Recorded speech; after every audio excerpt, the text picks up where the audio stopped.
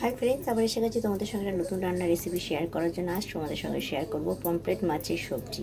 তো সবজিতে কি বানাচ্ছি, কি ঝোল বানাবো, কি তেল পমফ্রেট করব কি না, সে সব কী রকমভাবে রেসিপিটা বানাবো, তো সব কিছু তোমাদের সঙ্গে শেয়ার করব। তার জন্য চলো সঙ্গে থাকো আর দেখতে থাকো। চলো পমফ্রেট মাছগুলো তোমাদের আমি দেখিয়ে দিই। এই দেখো আমার পমফ্রেট মাছ, নুন হলুদ মাখিয়ে দিয়েছি, কড়াইতে তেলও গরম হয়ে গেছে, চলো ভাজতে দিই। দেখো পমফ্রেট মাছটা কড়াইতে আমি দিয়ে দিয়েছি ভাজার জন্য, চলো ভাজা হোক। দেখো একটু উল্টিয়ে দিয়েছি, একটু ভাজা হয়ে গেছে, আমি আর একটা দিয়ে দিলাম মাছ।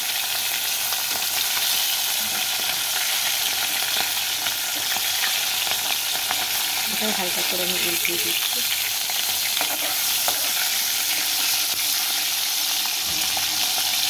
তো চলো এটা একটু লাল লাল করে একটা করে এই সব মাছগুলো। দেখো আমার মাছটা প্রায় ভাজা হয়ে গিয়েছে। তো এইবার চলো কিভাবে বসাবো সেটাও তোমাদেরকে দেখাবো। চলো এখানে দেখো আমি আলু নিয়ে নিয়েছি, তো আলু দিয়ে পমফ্রেট মাছ দিয়ে ঝোল করব। চলো কিভাবে বানাচ্ছি সেটাও তোমাদের দেখাবো। আমি আলুগুলো তেলে দিয়ে একটু হালকা ভেজে নেব, তো সঙ্গে থাকো আর দেখতে থাকো। তো দেখো কড়াইতে আমি আলু দিয়ে দিয়েছি, আলুটাকে হালকা লাল করে নেব। দেখো আলুগুলো দিয়ে দিয়েছি,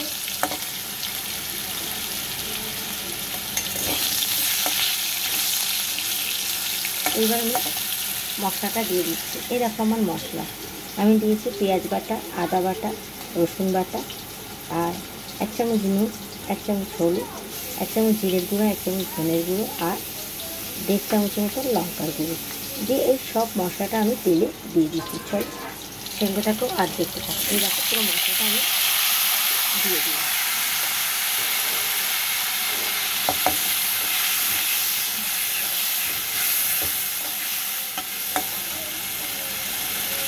মশলাটা প্রায় কষানো হয়ে গিয়েছে।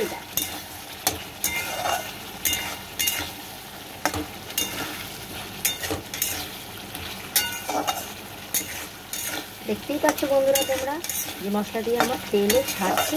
এবার একে একে আমি মাছগুলো এর মধ্যে দিয়ে দেবো, যাতে মশলাটা এর মধ্যে ঢুকে যায়। তো দেখো একে একে আমি মাছগুলো দিয়ে দিচ্ছি।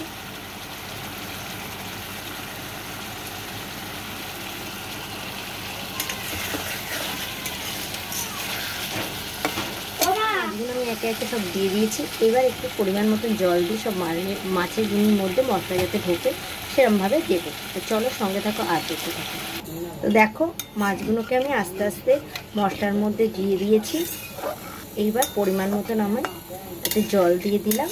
চলো এটা ফুটুক, মাছের মধ্যে মশলাগুলো ঢুকেও যাক।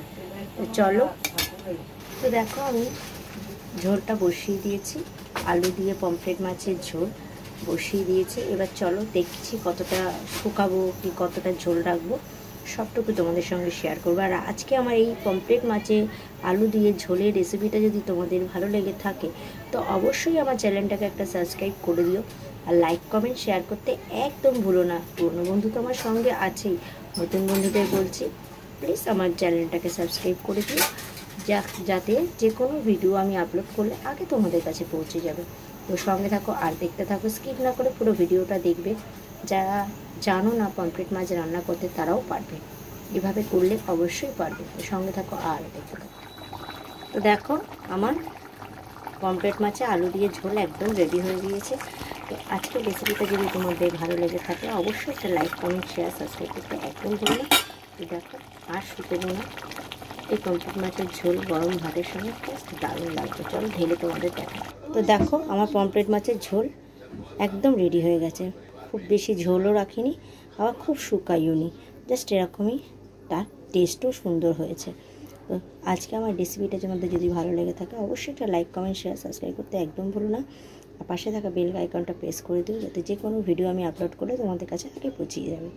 তো চলো আজকের জন্য টাটা, অনেক গল্প হলো, আবার একটা নতুন রেসিপি নিয়ে তোমাদের সঙ্গে অনেক কথা হবে। আজকের জন্য টাটা।